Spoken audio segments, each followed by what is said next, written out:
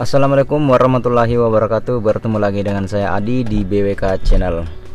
Oke teman-teman, kali ini saya ingin membuat sebuah video tutorial cara mengadjust atau style cara handbrake yang terlalu tinggi. Nah, kita lihat di sini handbrake-nya terlalu tinggi kawan ya. Dan walaupun sudah terlalu tinggi, mobil masih bergerak tidak terlalu pas makan handbrake-nya. Jadi ini bisa mengakibatkan fatal teman-teman ketika kita parkir di daerah di medan yang sedikit agak miring. Oke, takutnya pas kita tinggal mobilnya bergerak sendiri, nasib baik kalau tidak ada mobil yang kena atau kereta yang kena. Oke, langsung saja kita lihat di mana yang harus kita adjust.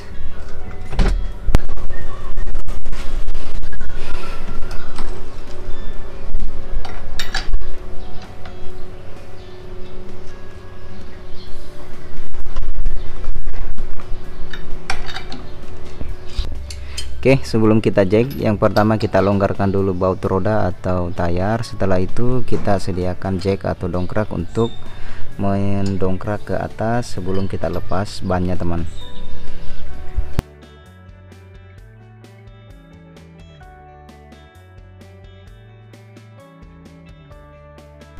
Jadi di sini kita harus memasang dua jack kawan. Jadi yang pertama itu jack siku di bagian bodi dan yang kedua jack botol di bagian arm belakang. Biar roda atau tayar terangkat dari lantai dan memudahkan kita untuk melepaskan atau mengeluarkan tayar.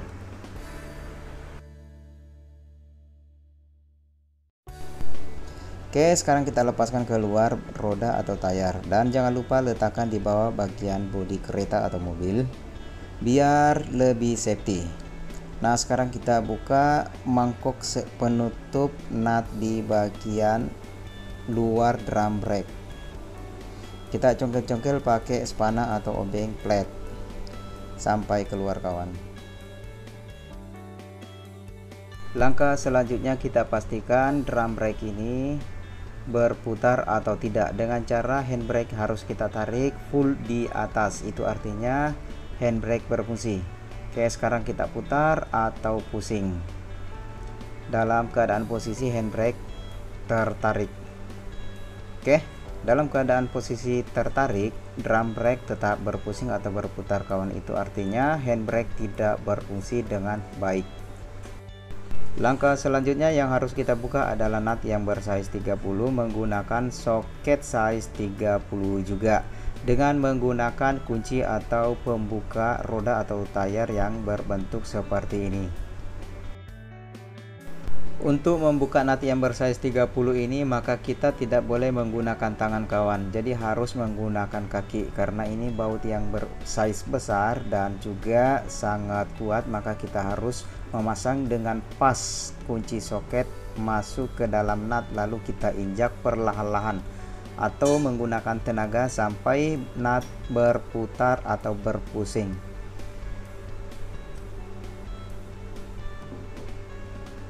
Setelah bergerak maka kita akan putar sampai keluar. Selanjutnya kita lepaskan drum brake, tapi sebelum kita keluarkan maka handbrake kita harus turunkan terlebih dahulu. Oke, jadi kita keluarkan menggunakan obeng plat atau spana flat untuk mencongkel-congkel biar drum brake ini terlepas dari dudukannya. Oke, caranya dicongkel seperti ini kawan, dicongkel-congkel dari segala arah biar merata keluar. Jadi selain dicongkel menggunakan obeng plate, kita juga boleh menggunakan palu diketok-ketok sedikit. Setelah drum brake terlepas maka kita harus periksa di bagian komponen-komponen handbrake. Nah, yang saya pegang ini adalah besi plate pengadjust handbrake, itu terlepas atau terkeluar sehingga ketika terjadi pusingan atau putaran roda maka besi plate ini mengenai bagian komponen di drum brake sehingga menimbulkan bunyi. Nah, kita bisa lihat lebih dekat lagi, ini besi plate yang terjungkat keluar sehingga mengenai bagian tromol atau drum brake.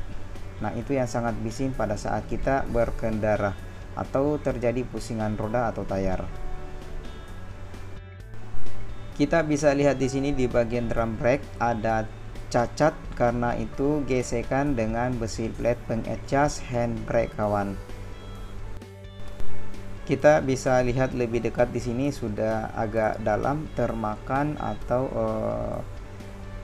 berlubang akibat gesekan dari besi plate pengadjust handbrake ini. Ini sangat longgar sekali, saya goyang-goyang dan sangat jauh dari gigi pengadjust handbrake. Nah, ini yang harus kita tukar atau misalnya kita harus mengakalinya atau memperbaikinya agar tidak terkeluar. Langkah selanjutnya kita lepaskan semua spring-spring yang mengikat brake pad dan juga yang mengikat pengadjust atau besi plate handbrake. Nah, satu persatu kita harus lepaskan terlebih dahulu.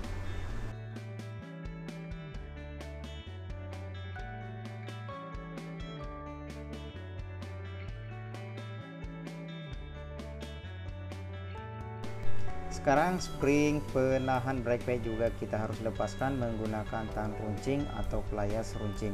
Dengan catatan di bagian belakang pakunya kita harus tahan biar leluasa untuk melepaskan. Selanjutnya kita bersihkan menggunakan brush kawat biar semua kotoran yang menempel terlepas dan agak bersih. Lebih bagusnya kita cuci menggunakan petrol atau bensin. Setelah semua komponen sudah kita bersihkan, maka di bagian adjust khusus untuk handbrake ini maka kita akan putar giginya sedikit lebih keluar agar handbrake di bagian atas itu tidak terlalu tinggi. Maka kita putar seperti kita membuat nut. Jadi kita perkirakan berapa putaran atau berapa pusingan pengadjust handbrake ini keluar agar tidak terlalu panjang sehingga tidak membuat brake pad mekar atau terlalu keluar. Jadi pastikan drum brake bisa masuk. Dan selanjutnya kita pasang pengunci brake padnya. Sekarang kita pasang penutup nut di bagian depan nut pengunci drum brake. Sebelumnya kita pasang drum brake dengan baik, setelah itu kita kasih kuat nut pengunci drum brake. Setelah itu kita pasang roda atau tayar.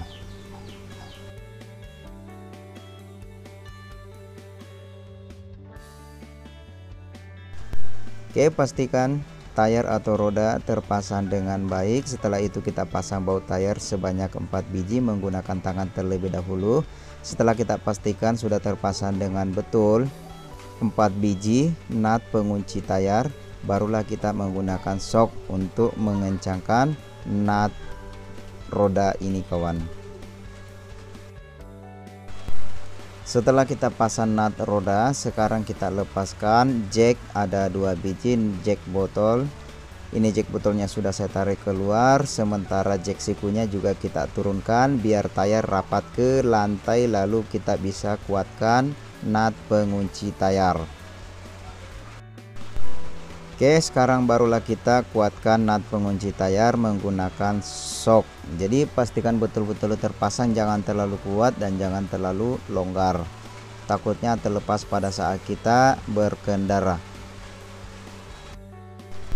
Untuk memastikan nut pengunci tayar ini bisa juga menggunakan kaki kawan agar kuat. Oke, setelah kita adjust di bagian bawah, di bagian dalam tromol atau drum brake dan ternyata masih tinggi, maka kita akan berpindah di bagian atas, di bagian tuas kita akan adjust di bagian sini kawan. Oke, jadi kita turunkan, kita lihat sampai berapa bunyi, berapa tik. Ini kita lihat ya kawan, 1 2 3 4 5 6 7 8 9 10 11 12 13 Oke, jadi bunyinya ini sampai 13 tik kawan. Jadi biasanya normalnya itu biasanya 1 2 3 4 5 6 paling banyak. Oke, ini sudah melampaui batas karena sudah 13, sudah sangat terlalu tinggi dan itu artinya tidak terlalu mencengkram bagian drum brake. Oke, jadi ini berbahaya ketika kita melakukan parking di daerah medan yang agak miring kawan. Oke, bisa jadi kereta atau mobil meluncur ke bagian bawah. Oke, jadi kita lepaskan dulu ini armrestnya. Oke, setelah itu kita lihat di bagian sini. Di sini sedikit ada lubang sudah disediakan di kulit pembungkus tuas handbrake. Oke, jadi sini ada ceklekan, sini ada lubang ke bawah. Oke, kita hidupkan dulu lampunya. Nah, di dalam sini terdapat skru size 10. Nanti ini kita putar ke kanan. Nanti kita lihat bagaimana tuasnya sudah tidak terlalu tinggi atau masih tinggi kawan. Oke, jadi kita akan adjust atau apa namanya, setel bagaimana tuas ini biar tidak terlalu tinggi kawan, atau bisa turun ke paling tidaknya 6 tik, kalau bisa 4, tapi kalau memang tidak bisa cukup sampai 6 saja kawan. Oke, jadi alat yang kita perlukan adalah kunci T size 10. Cuma T nya ini agak pendek, jadi kalau memang kita tidak bisa pakai ini, maka kita pakai ini shock size 10 juga. Oke, kita buka di sini. Jadi di sini sudah disediakan memang lubang, jadi kulitnya ini tidak tertutup habis. Oke, kita masukkan. Nah, caranya seperti ini ya, kita putar ke sebelah kanan searah jarum jam. Satu, tadi sudah berapa kali saya putar, coba kita putar lagi.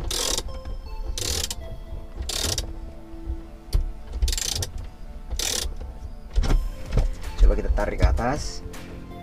1 2 3 4 5 6 7 8 9 10 11. Oke, sudah turun 11, berarti sudah 2 tik yang turun.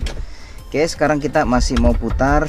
Kalau bisa kita turunkan sampai 6 biar tidak terlalu tinggi.